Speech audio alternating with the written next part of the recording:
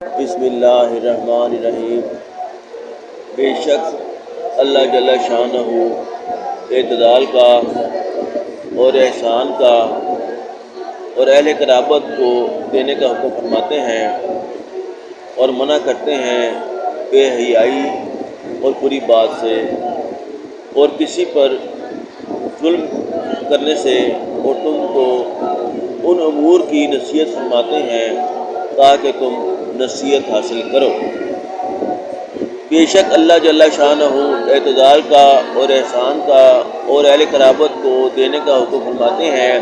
اور منع کرتے ہیں بے حیائی سے اور بری بات سے اور کسی پر ظلم کرنے سے، اور تم کو ان امور کی نصیحت فرماتے ہیں تاکہ تم نصیحت قبول کر لو۔ بسم اللہ الرحمن الرحیم۔ بے شک اللہ جل شانہ اعتدال کا اور احسان کا اور اہل قرابت کو دینے کا حکم فرماتے ہیں اور منع کرتے ہیں بے حیائی اور بری بات سے اور کسی پر ظلم کرنے سے، اور تم کو ان امور کی نصیحت فرماتے ہیں تاکہ تم نصیحت حاصل کرو۔ بے شک اللہ جل شانہ اعتدال کا اور احسان کا اور اہل قرابت کو دینے کا حکم فرماتے ہیں اور منع کرتے ہیں بے حیائی سے اور بری بات سے اور کسی پر ظلم کرنے سے، اور تم کو ان امور کی نصیحت فرماتے ہیں تاکہ تم نصیحت قبول کر لو۔ فائدہ: حق تعالی شانہ نے قرآن پاک میں کئی جگہ صلہ رحمی کا حکم کیا ہے،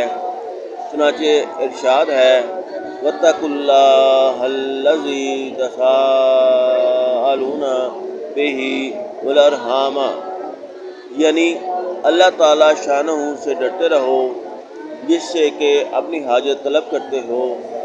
اور رشتوں سے ڈرتے رہو یعنی ان کو جوڑتے رہو، توڑو نہیں۔ دوسری آیت میں ارشاد ہے وَآتِ ذِی الْقُرْبَىٰ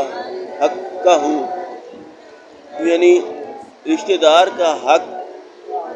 یعنی رشتہ دار کا جو حق نیکی اور صلہ رحمی کا ہے وہ ادا کرتے رہو۔ تیسری جگہ ارشاد ہے ان اللہ یأمر بالعدل والاحسان، یعنی اللہ جل شانہ توحید کا اور لا الہ الا اللہ کی شہادت کا حکم فرماتے ہیں اور لوگوں کے ساتھ احسان کرنے کا اور ان سے درگزر کرنے کا حکم فرماتے ہیں، اور رشتہ داروں کو دینے کا یعنی صلہ رحمی کا حکم فرماتے ہیں۔ تین چیزوں کا حکم فرمانے کے بعد